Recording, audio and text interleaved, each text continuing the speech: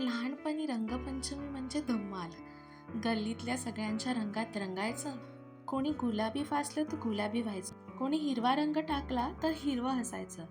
त्यावेळी वाटायचं सगळ्यांच्या रंगात मिसळणं म्हणजे आपलं असणं.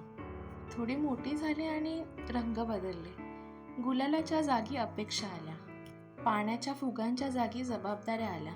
मी सगळ्यांच्या रंगात रंगत राहिले, आई म्हणून, सून म्हणून, पत्नी म्हणून, मैत्रीण म्हणून. प्रत्येक नात्याचा रंग अंगावर घेतला. कधी कुणाला दुखावू नये म्हणून स्वतःचा रंग पुसून टाकला, कधी कोणाच्या आनंदासाठी स्वतःचा रंग लपवला. आणि एक दिवस आरशात स्वतःकडे पाहिलं. चेहऱ्यावर रंग होते, पण एकही माझा नव्हता.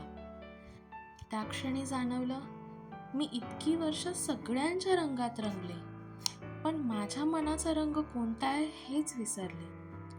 आता रंगपंचमी आली की मी अजूनही रंग खेळते, पण आधी स्वतःला विचारते, आज मला कोणता रंग व्हायचा आहे? कधी शांत निळा, कधी धाडसी लाल, कधी उमलता पिवळा, कधी स्वतःसाठी राखून ठेवलेला जांभळा.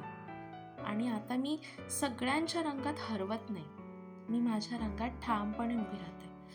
कारण मला आता कळलंय, रंगात मिसळणं सुंदर असतं, पण स्वतःचा रंग जपणं त्याहूनही सुंदर असतं. या रंगपंचमीला मी पुन्हा रंगले, पण यावेळी माझ्या मनाच्या रंगात. आणि गंमत म्हणजे जेव्हा मी माझ्याच रंगात फुलले, तेव्हा जगालाही ते रंग आवडू लागले.